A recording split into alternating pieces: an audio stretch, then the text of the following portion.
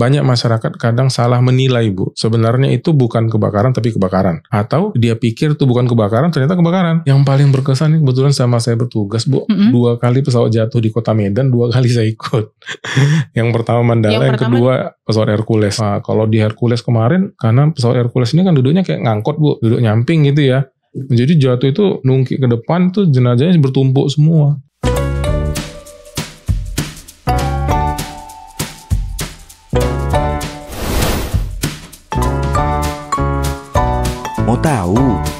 Mau tahu aja.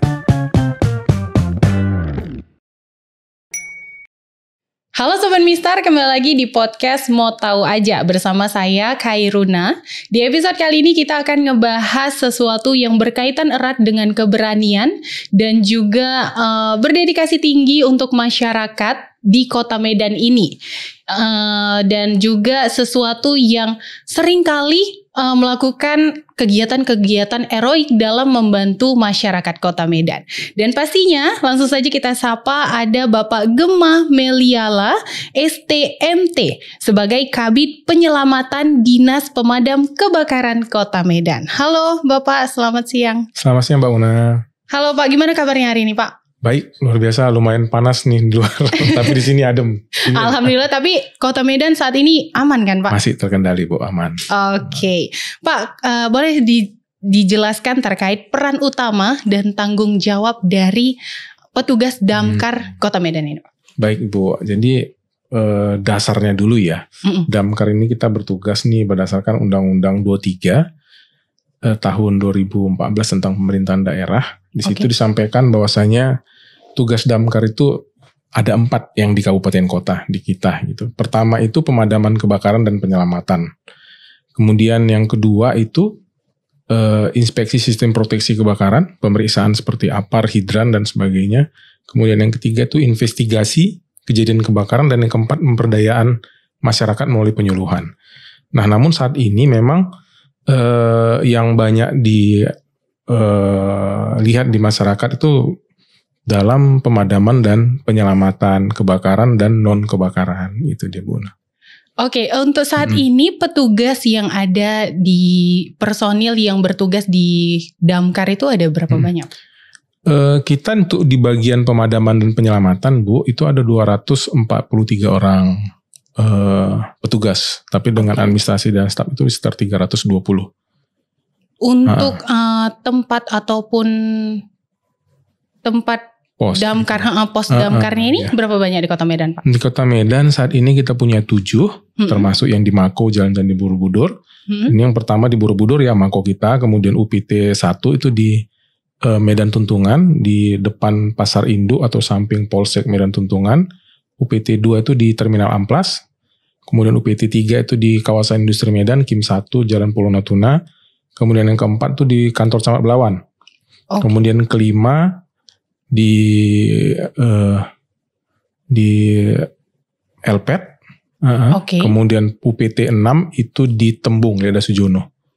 Nah, itu Bu. Itu 2 yang di Tembung dan Helvet yang baru saja diresmikan ya Pak? Tahun lalu tepatnya. Tahun lalu ya. Oke, Una sedikit penasaran nih Pak. Latar belakang Bapak kenapa memilih profesi sebagai damkar? Boleh diceritain Pak? Oke, baik.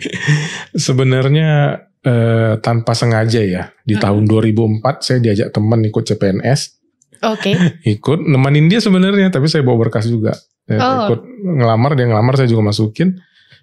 Dia lulus, saya lulus, dia enggak gitu teman. Nah, kebetulan saya sebelumnya sudah pernah punya pengalaman kerja di BUMN. Saya di Indosat sebelumnya. Saya masukin lampiran, ternyata penempatan saya di damkar. Saya nengoknya tuh kayak nengok petir tuh sebenarnya awalnya. Kenapa gitu Pak? Iya kan nggak nyangka Bu. Saya pikir dulu dinas damkar ini, damkar ini kerjaan kayak Boy Scout gitu, kayak pramuka saya pikir. Hanya volunteer itu bukan karir. Ternyata ditempatkan, emang ada dinas damkar saya pikir. Nah saya jalanin. Bahkan sempat kemarin saya komplain sama orang tua. Orang tua bilang ya udah jalanin aja dulu nak. Semua itu akan ada manfaatnya nanti setelah jalanin. Nah setelah jalanin, saya betah Bu, karena damkar ini pekerjaan yang manfaatnya kelihatan langsung. Sudah berapa lama Bapak berprofesi di damkar? Belum lama, kurang lebih 20 tahun lah. Itu udah cukup lama. Iya Bu, bahkan tahun 2000 saya masuk 2005 bekerja, CPNS saya 2005. Itu di tahun yang sama itu kejadian pesawat Mandala jatuh. Yang ke depan Citra Garden. Iya. Itu yang gubernur kita ikut menjadi korban. Itu regu saya, tim saya yang pertama dan mobil unit saya yang nyampe. Itu pengalaman yang luar biasa. Bahkan itu pertama kali ditugaskan atau gimana? Bukan pertama kali Bu, itu kejadian kok saya salah itu bulan 9 ya. Saya masuk bulan 5, tapi masih newbie lah saya di situ menjadi petugas damkar dan memang kejadian luar biasa. 2 minggu saya agak masih terasa gitu suasana. Melihat langsung kejadian. Melihat langsung bagaimana korban berkelimpahan, bagaimana pentingnya peran damkar di situ. Jadi terus terang saya di situ menambah motivasi saya untuk serius terus di damkar ini menekunin. Oke, ngebahas soal jenjang karir di damkar ini Pak. Apakah ada pendidikan khusus atau gimana untuk sebelum kita masuk ke profesi damkar? Baik. Untuk pendidikan khusus sebagai dasar penerimaan tidak, ya itu kita masih SMA pendidikannya. Namun sebelum bekerja itu akan ada pendidikan daksar.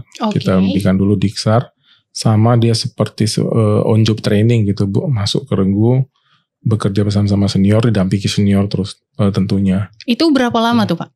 Kalau on job training sama itu sekitar 1 bulan Bu.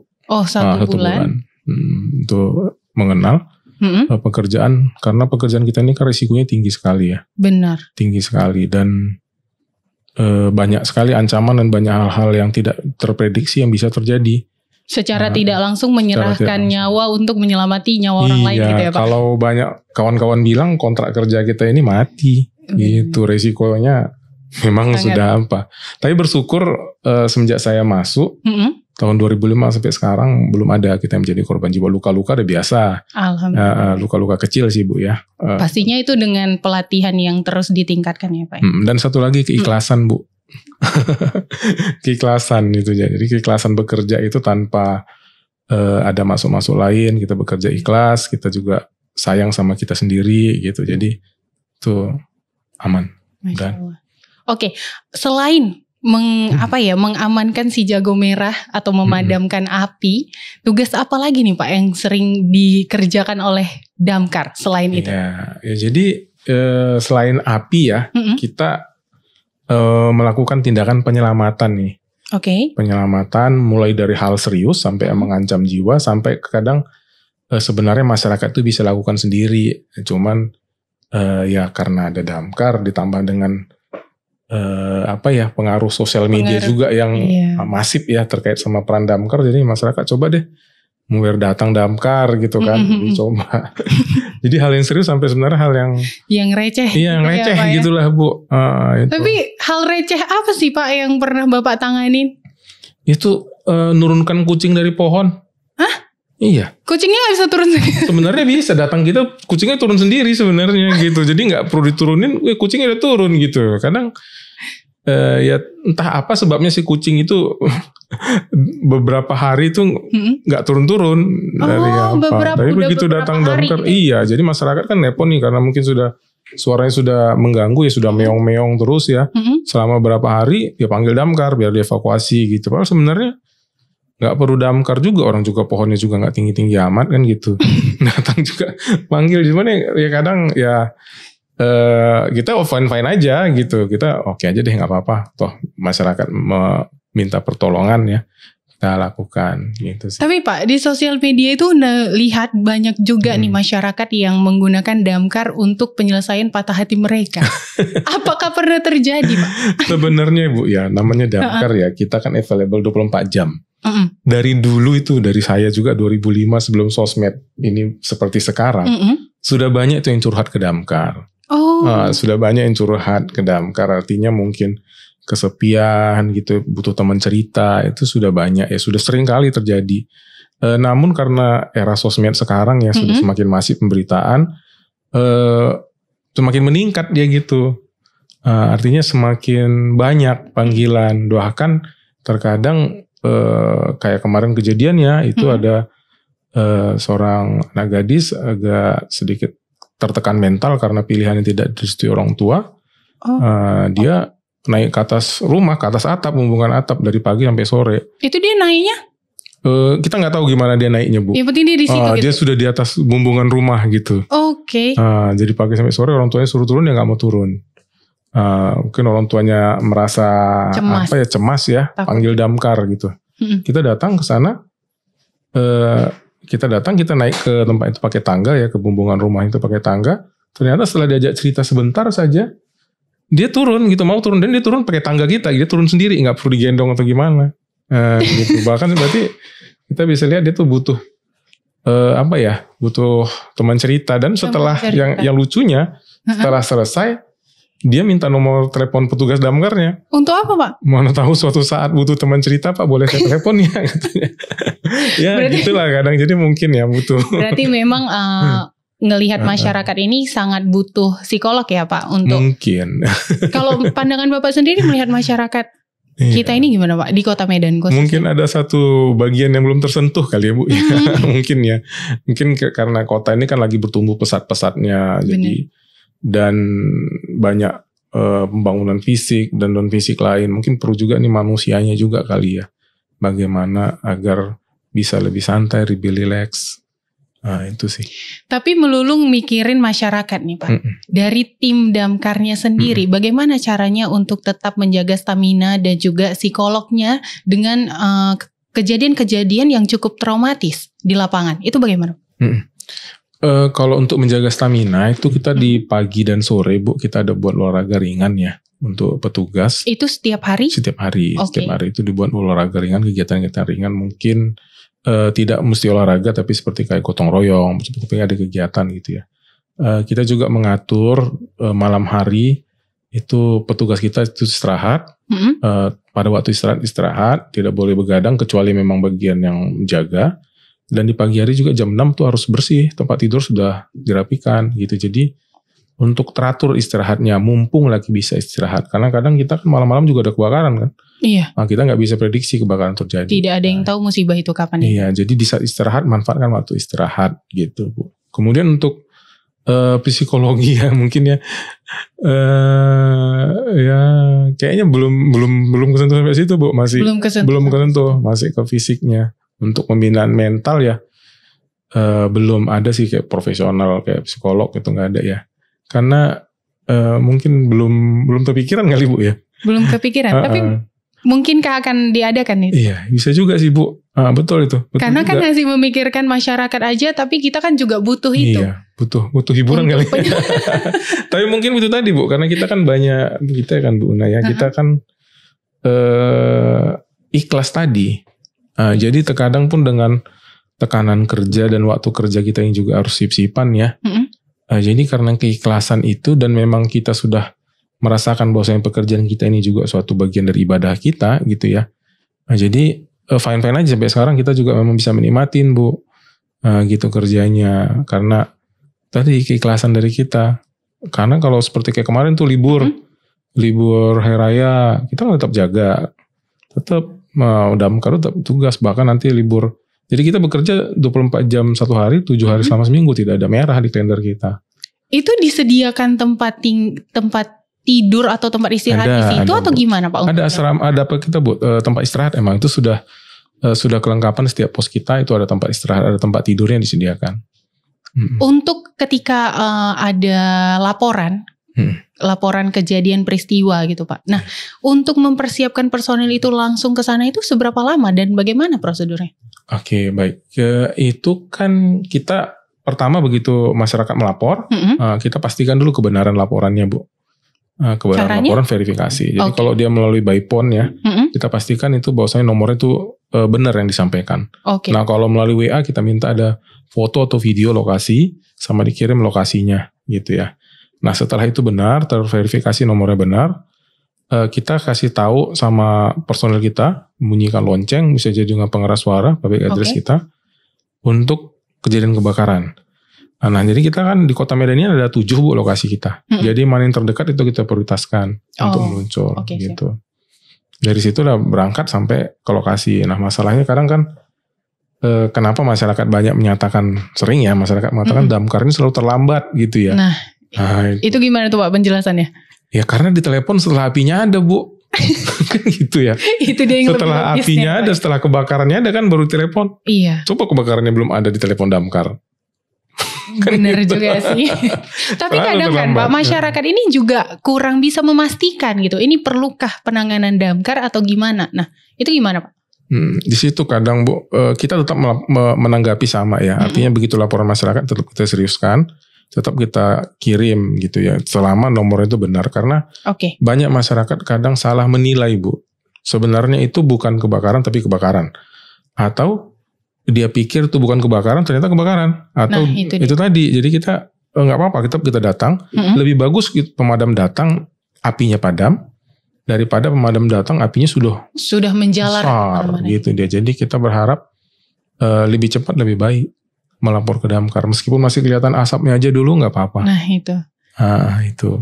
Ada nggak sih Pak sejauh ini untuk ada yang menelpon nih misalnya kan, tapi ada alamatnya yang tidak jelas. Ada nggak kedapatan seperti itu Pak? Kalau sekarang karena sudah pakai Sherlock ya, banyak pakai WA nih melapor.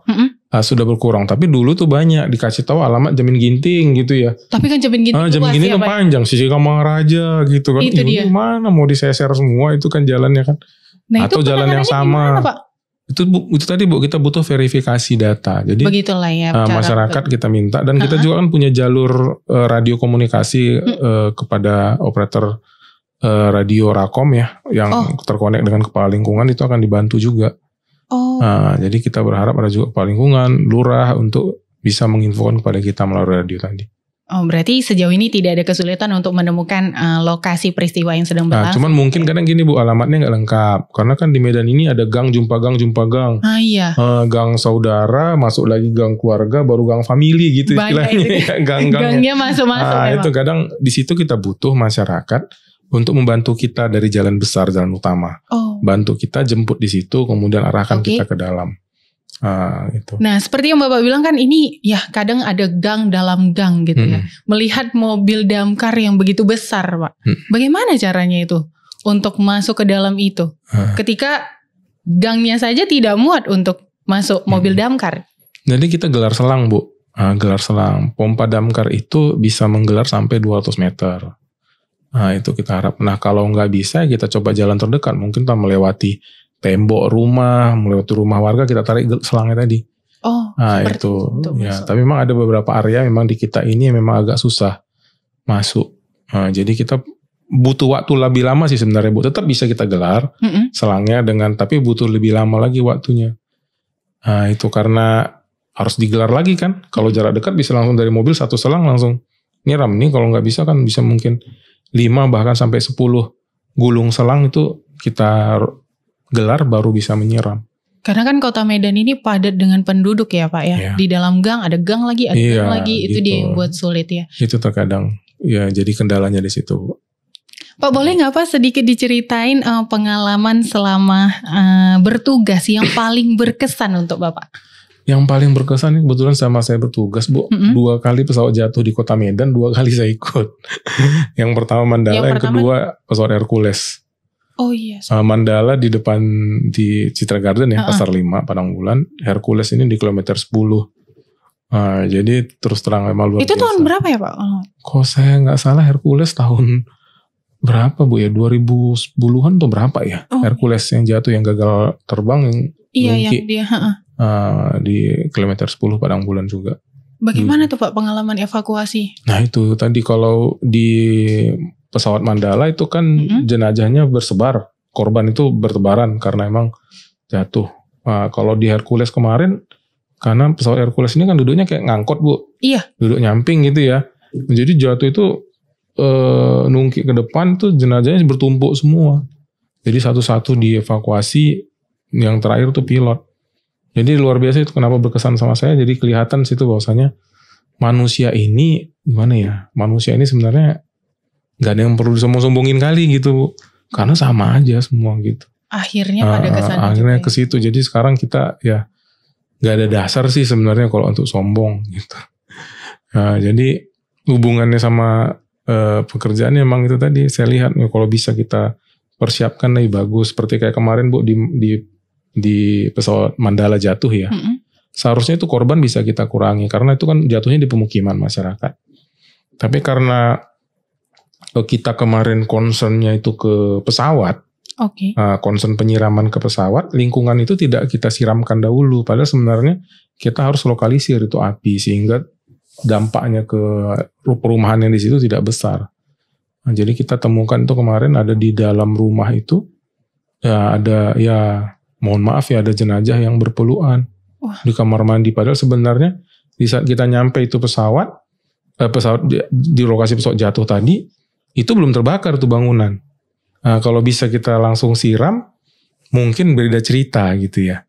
Nah, tapi karena kemarin kita pun memang ya di tahun 2005 lah Bu ya. Nanti masih apa gitu ya. Kita konsentrasi ke pesawat itu aja. Sayang sebenarnya. Itu pasti ada traumatik sendirinya kan Pak untuk Bapak. Bagaimana Bapak menanganinya? 2 minggu saya gak selera makan Bu. Waduh. Nah itu. 2 minggu gak selera makan masih terasa terus itu aromanya sama masih terbayang gitu. Mungkin di situ butuh penanganan psikologi kali Ibu. Penanganannya ya Pak. Kalau mungkin bisa lebih cepat. Tapi karena ya udah pulih dengan sendirinya aja. Tapi kalau sampai sekarang saya teringat, waduh agak gimana gitu. Karena saya pernah cerita menarik juga Bu Una. Apa tuh? Kita dievakuasi 1 orang ibu-ibu itu, badannya agak gemuk, ibu-ibu kulitnya putih. Itu kita evakuasi di bagian belakang pintu pesawat. Dia badannya terjepit sama pintu pesawat. Kita lihat itu tangannya tuh, jari tangannya membuka kayak gini. Nah kita sama teman saya ada 4 orang kita. Kita lihat, kita angkat pintu pesawatnya, kita geser, ibu itu masih hidup. Masih hidup. Kita evakuasi ibu itu dari situ, kita kasih evakuasi sekitar jarak 30 meter dari lokasi itu, pindahkan. Gak lama setelah kita pindahkan, lokasi ibu itu tadi meledak. Seandainya kita agak lama di situ Bu, kita juga jadi korban. Gak sampai 1 menit Bu, 30 detik lah kurang lebih meledak. Setelah pengangkatan itu? Setelah kita pindahkan, kita sampai ke sini, ya meledak di sana. Gitu. Gak sampai 1 menit deh. Memang masih jadi, ada kehidupan. Iya, makanya saya selalu sampaikan sama adik-adik, kerjakan dengan ikhlas. Keikhlasan itu yang penting sebagai seorang pemadam kebakaran gitu. Karena kita nggak tahu. Resiko ya. Iya. Kalau kita gimana berpikir banyak, bisa jadi kita juga jadi korban tuh. Benar. Maka kita kerjakan ikhlas ya. Syukurnya kita ya itu tadi terhindar. Kalau terlambat sedikit aja dia kita jadi korban. Atau ibu tadi tidak kita selamatkan, dia jadi korban. Benar. Kan jadi trauma juga bagi kita gitu kan. Harusnya bisa kita tolong. Harusnya bisa ditolong malah. Iya. Kita menyaksikan dia langsung jadi seperti itu. Untuk saat ini anggota termuda di Damkar itu umur berapa ya Pak? Termuda mungkin ya 20 tahun lah Bu ya. Ada 19 juga ada itu. 20 lah Bu mungkin. Sekarang ya. Karena kemarin penerimaan yang kemarin ada baru tamat SMA. Itu syarat untuk masuk ke Damkar itu dari umur berapa? Minimal SMA Bu. Pendidikannya kita buat. Nah Pak, tadi kita kan ngebahas bahwasannya yang kayak Bapak alamin tadi kan insiden yang cukup besar. Pastinya semua ikut tergabung dari pihak kepolisian atau penanggulangan bencana semuanya. Nah itu bagaimana koordinasinya antara Damkar dan yang lainnya Pak, instansi-instansi lainnya? Baik Bu, kalau untuk koordinasi dengan internal itu kan kita di bawah pemerintah Kota Medan ini. Itu kan begitu ada informasi kejadian kebakaran atau bencana lainnya, itu kan langsung di broadcast di saluran-saluran tadi, bisa melalui radio, bisa melalui WA juga. Nah di Medan ini semua sudah tahu kerjaannya apa Bu, apa fungsinya. Langsung ambil bagian gitu dia. Termasuk juga kalau daerah-daerah rawan itu polisi langsung ambil bagian. Lawan kriminalnya gitu. Jadi kita seperti tadi ya dengan Dishub juga kita minta tolong bisa melancarkan lalu lintas kita menuju lokasi itu. Jadi sudah ada forumnya sih Bu, operator itu sudah langsung menyampaikan. Berarti sejauh ini insiden apapun itu tetap tersambung ke semua instansi yang terkait gitu ya? Mudah-mudahan Bu sampai sekarang itu koordinasi. Tapi memang pasti ada kadang beberapa kejadian yang tidak going well, tapi ya sampai sekarang masih bisa teratasi terus sih. Oke, kita masuk kepada segmen memperkenal Damkar. Sebenarnya dari tadi udah memperkenal Damkar, tapi kita juga harus tahu nih Pak, masyarakat juga harus tahu peralatan-peralatan apa saja yang ada di Damkar. Boleh dijelasin Pak? pertama peralatan kita itu alat pelindung diri dulu ya.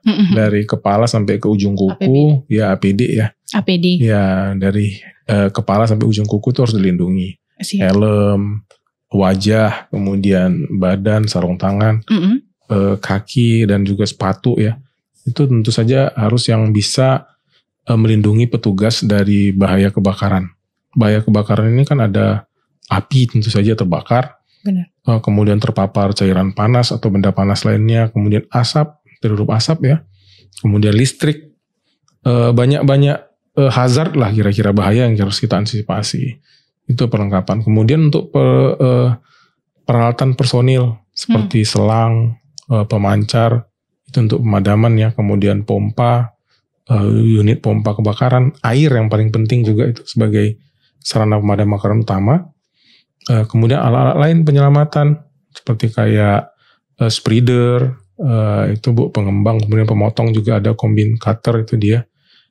Kemudian alat tali temali, kemudian ada alat penyelamatan hewan, evakuasi hewan seperti evakuasi sarang tawon, itu alatnya memang lengkap. Kemudian armada apa juga Bu, armada tangki air ya, yang khusus memang tangki air 10 ton.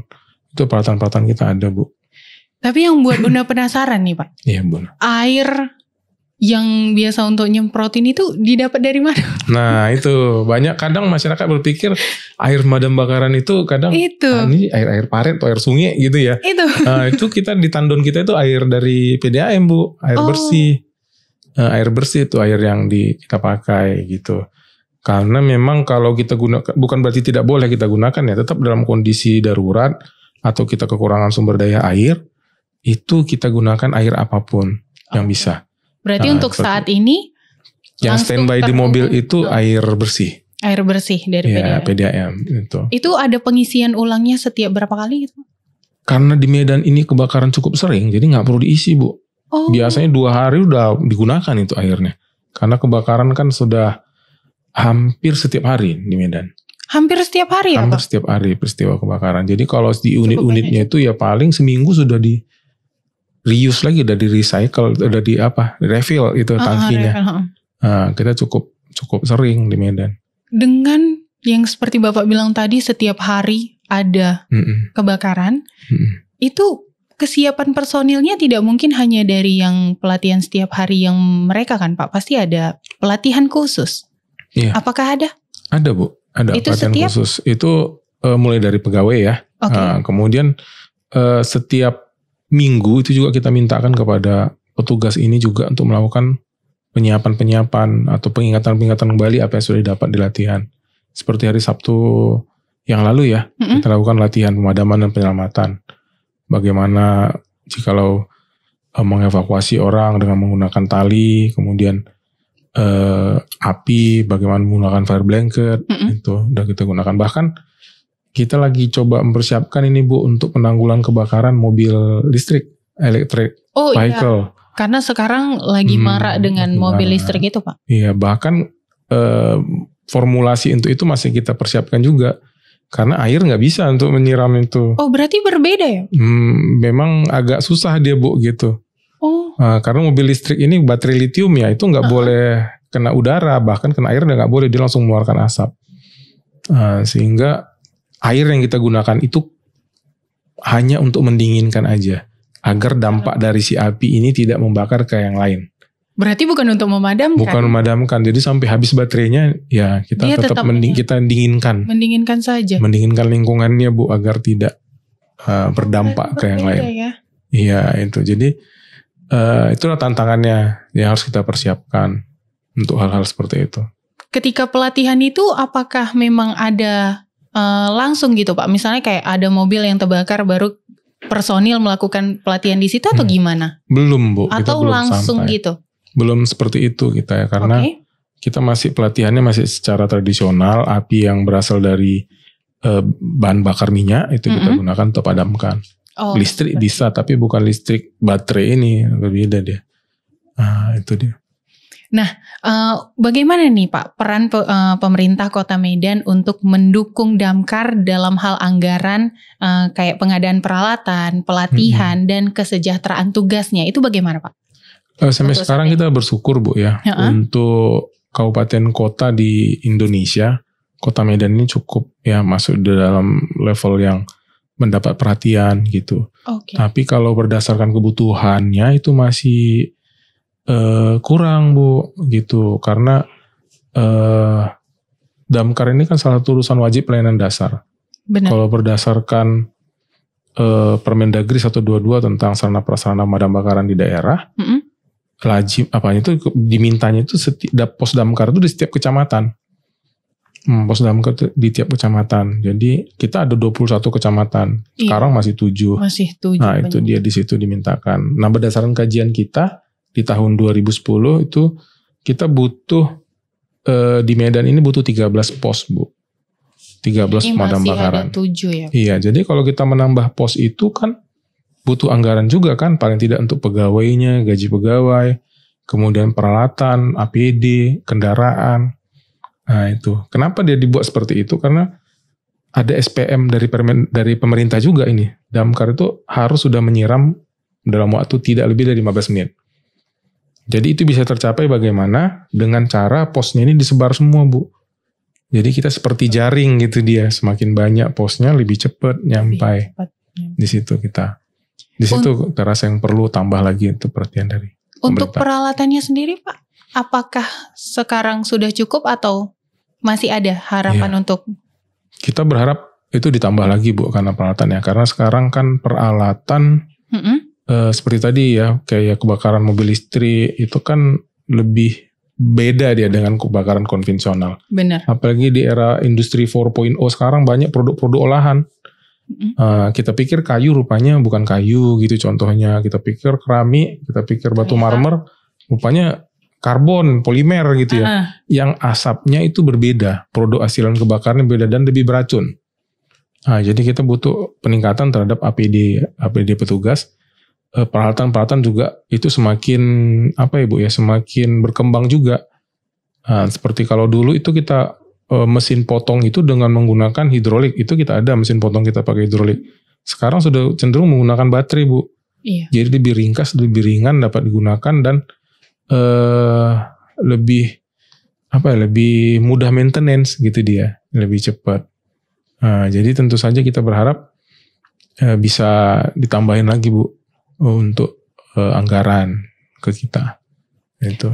Oke, kalau itu kan tadi terkait teknisi dari pemadaman gitu ya Pak ya. Teknisnya. Terus kalau misalnya terkait teknologi, apakah ada teknologi atau inovasi baru yang diciptakan Damkar untuk masyarakat mempermudah menghubungin atau gimana Pak? Ya. Nah itu Bu, kita mulai dari rencana kita sudah ada dan sudah kita masukkan ke program Medan Smart City ya. Yang lalu. Salah satunya itu memanfaatkan sosial media. Sosial media seperti pelaporan ya sudah kita gunakan sosial media yang umum di masyarakat. Mulai dari WhatsApp, Instagram, Facebook, TikTok juga sudah kita buatkan. Jadi menerima dan memberikan informasi kepada masyarakat. Itu dia. Kedepannya kita berharap ini bisa lebih canggih lagi. Tapi tentu saja dengan anggaran tadi Bu ya. Kalau kita lihat di luar negeri itu sudah ada yang menggunakan robot.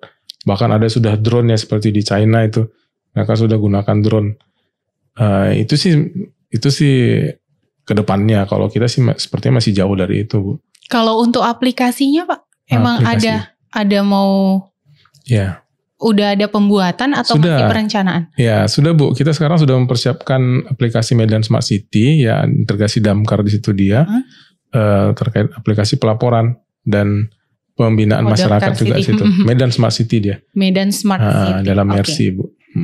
Nah, seperti yang Bapak bilang tadi bahwasannya di Kota Medan ini hampir setiap harinya itu ada kebakaran. Yeah. Pastinya harus ada masyarakat yang juga paham terkait itu kan Pak. Yeah. Apakah tim Damkar sudah menyiapkan pelatihan untuk masyarakat atau sosialisasi kepada mereka?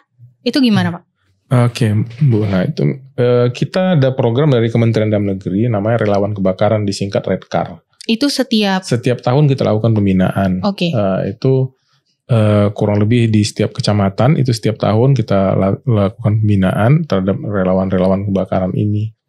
Namun jumlahnya masih minim kalau dibandingin dengan komparasi damkar dengan penduduk Kota Medan yang 2,8 juta ya kalau nggak salah ya. Nah, jadi kita berharap kalau bisa semua masyarakat itu bisa terdidik. Nah, karena pemadaman kebakaran modern ini kan Bu, kita lebih concern kepada pencegahan ketimbang penanggulangan. Benar. Nah, jadi kita berharap masyarakat itu bisa menjadi pemadam kebakaran di lingkungannya. Nah, sama seperti di gedung ini yang menjadi pemadam kebakarannya siapa?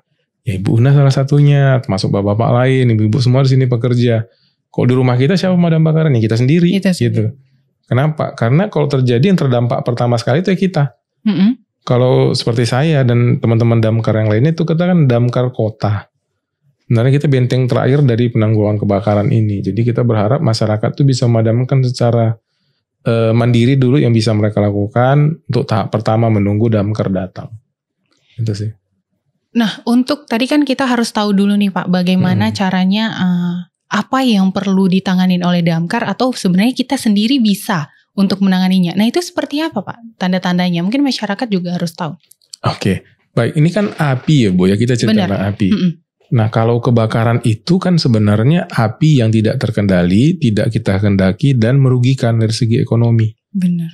Jadi nggak semua api itu kita katakan kebakaran walaupun besar. Ya. Jadi walaupun besar bukan berarti kebakaran. Jadi Bu, memang dia dibutuhkan. Contohnya seperti di perusahaan peleburan logam, apinya luar biasa besarnya. Oh iya. Tapi kan nggak dikatakan kebakaran. Benar-benar. Nah itu ya. Kenapa? Karena emang dibutuhkan gitu. Bukan itu gitu. Nah jadi sekarang definisi kebakaran itu api yang tidak terkendali, tidak dikehendaki dan sifatnya merugikan. Jadi contoh seperti di ruangan ini tiba-tiba kita lihat ada asap. Padahal seharusnya tidak ada asap di situ. Tidak wajar ada asap. Nah jadi apa yang kita lakukan itu lakukan prosedur kebakaran. Dicarikah entah ada apar, semprotkan aparnya. Kalau nggak ada lakukan pemadaman dengan kain basah dan sebagainya. Atau kita lihat. Nah itu. Jadi bukan mesti besar dulu, di situ kita peran masyarakat Bu. Jadi kecil sampai besar sudah ada penanganan dari masyarakat. Paling tidak sudah dilokalisir sehingga apinya tidak gampang membesar. Contohnya seperti satu ruangan sudah terbakar. Nah, kita tidak bisa padamkan. Apa yang kita lakukan? Nah setelah kita lapor damkar tentu saja pintunya kita tutup ruangan tadi. Jangan dibiarkan terbuka. Kenapa seperti itu kita tutup? Agar asapnya dan panasnya tidak keluar. Oh berarti dia di dalam itu? Iya, biar di dalam aja Bu. Memang akan terbakar juga nanti. Tapi paling tidak dia butuh waktu. Kita buying time istilahnya. Kita bisa dapat waktu tambahan sebelum api itu membakar tempat lain. Semuanya. Nah itu. Jadi menunggu damkar datang kan lebih lama. Butuh proses juga. Iya, butuh proses juga dia membakar pintu gitu dia. Nah itu salah satu contoh sederhana dari tadi. Kalau untuk kegiatan masyarakatnya Pak, yang langsung ke kantor damkar ada tidak? Ada Bu. Itu seperti hampir apa? Setiap hari itu ada anak sekolah ya. Mulai dari playgroup sampai SD, SMP, SMA juga datang ke damkar. Bahkan kemarin ada mahasiswa. Mereka datang kunjungan damkar seperti field trip gitu, mereka datang, kita ajarkan bagaimana mengenal bagaimana api, bagaimana kebakaran, bagaimana memadamkan, bagaimana menyelamatkan diri mereka gitu. Itu kita lakukan hampir setiap hari ada. Oh, setiap hari ada? Iya, hampir setiap hari Bu. Tapi itu inisiatif dari masyarakat, mereka menghubungi ke damkar. Untuk menghubungi ketika nih Pak ada pelatihan gitu ya, ingin disampaikan kepada masyarakat ataupun secara tidak langsung misalnya saya ada suatu wadah lah literasi dan ingin mengundang damkar gitu untuk mengisi pelatihan di situ atau penjelasan di situ, itu melalui apa Pak dan bagaimana prosedurnya? Pertama bisa melalui surat Bu ya, atau bisa menghubungi WhatsApp kita. Ini mau gimana, apakah aja layanannya? Nomor comment center kita, Pusdatin istilahnya, itu kita sampaikan keinginan kita bagaimana gitu. Nanti di situ akan dijadwalkan kapan jadwalnya yang memang ada. Kalau sekarang ini anak kunjungan field trip ini Bu, waiting listnya kita sudah lebih dari sebulan Bu. Hampir tiap hari ada. Banyak juga ya. Iya, bahkan kadang Sabtu Minggu juga ada. Sabtu Minggu tuh full untuk itu atau gimana Pak? Tidak. Tidak ya, masih ada kadang waktu. Permintaannya mereka kan kadang Sabtu anak sekolah juga libur, Minggu juga. Cuman karena waktu tunggunya bisa sampai 1,5 bulan atau 2 bulan, yaudah deh Sabtu juga nggak apa-apa, atau Minggu juga nggak apa-apa, gitu. Oke. Pak, kita sudah di ujung pembahasan kita. Sebagai penutup, apa harapan terbesar Bapak sebagai Damkar di Kota Medan ini? Dan juga adakah pesan khusus kepada generasi muda yang mungkin tertarik untuk masuk ke Damkar?